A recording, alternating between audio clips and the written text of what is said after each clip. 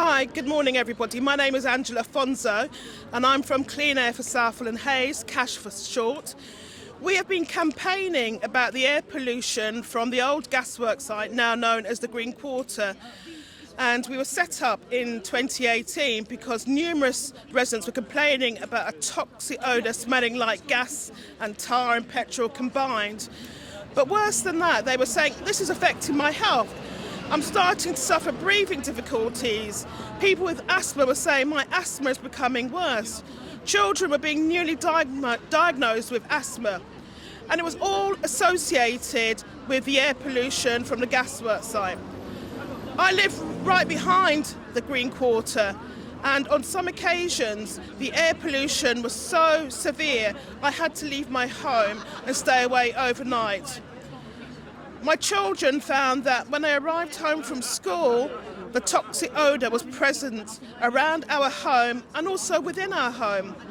It was so extreme that they used to use their hands as a makeshift mask to cover their mouth and noses.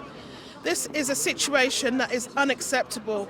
We have asked Ealing Council time and time again to serve an abatement notice for odour nuisance on the site developer, Barclay Group. But they haven't done that. They have chosen to side with the property developer and put their interests above the health and well-being of local residents. We have known residents who have died and their families link their untimely passing with the air pollution. It is a situation we feel wouldn't be happening elsewhere in Ealing. It's happening because Southall is neglected by Ealing Labour. This is a safe area for them, so they don't have to do anything to win votes. I walk around the area, and it's not just the gasworks. There are other examples of systemic racism that is happening within Southall. The fly tipping on the streets is extreme. I walked past a pile this morning, literally covering the pavement. I almost had to walk on the road to avoid it. We have also lost our central sports centre, which was easily accessible whether you lived in UB1 or UB2. And this has impacted particularly on women because it was the only sports centre for miles that had a women-only gym.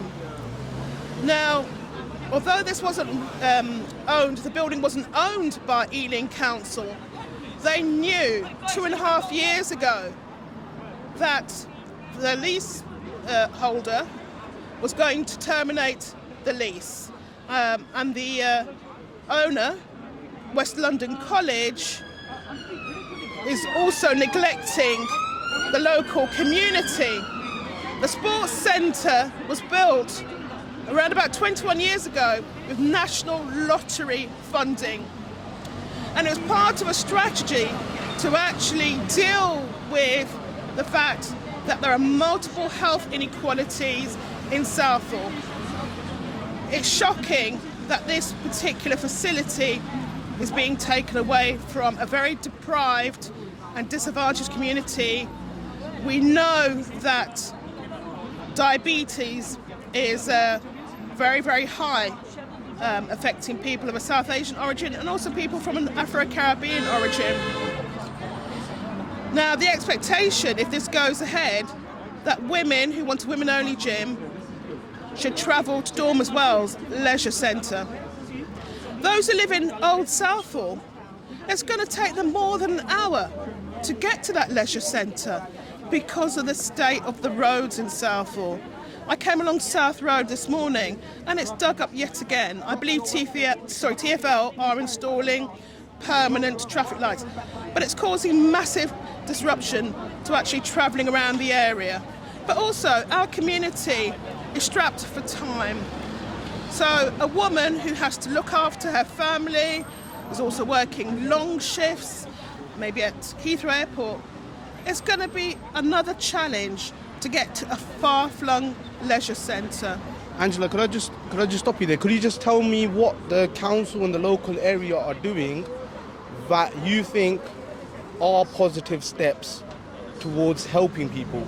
Are there any positive pros rather than cons in the area what the council are doing?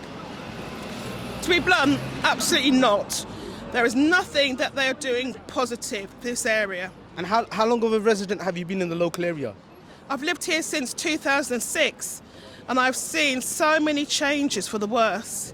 This area was earmarked for overdevelopment because of Crossrail. And the gas works that you was talking about, that was the old gas building that was just by Beaconsfield Road on the backside of it. That's right. And was that was a gas holder that was demolished over a year ago. And was that Barrett Homes that was taking the construction work on it? No, it's a property developer called Barclay Group, and they are huge in London and the South East. And they own around about 30 plus gasworks sites. So it's not only this area that's been affected. We've got allies in Canning Town in East London and also in Lee Bridge in East London. And they are very concerned about the redevelopment of their local gasworks. And certainly the residents in Canning Town, they've been affected by Barclay Group digging up toxic soil, decontaminating it. But they're experiencing an inordinate amount of dust affecting their respiratory systems. So we feel in Southall that we are under attack because the dominant narrative is about profit over human health, and we are suffering the price for that in the loss of lives and debilitating health conditions. Sorry to cut in, but what's the solution for Southall? What do you think should happen? And, what would be a long-term solution, not even a temporary solution? The long-term solution is for Labour to be voted out. They've been dominant in this area for far too long. They do not care about local residents. Part of the solution is for fresh, new councillors who actually are not putting self-interest above the interests of the community that they intend to serve. So I support the Ealing Independent Network because I believe they represent the vanguard of change in Southall. It's about local residents saying enough is enough. We've had enough of Labour's neglect. You see it all around, the congestion, the road traffic, the air pollution, the fly tipping, the lack of infrastructure to support all these new high-rises that are going up. Thank you. Thank you, Angela. Thank you for your time.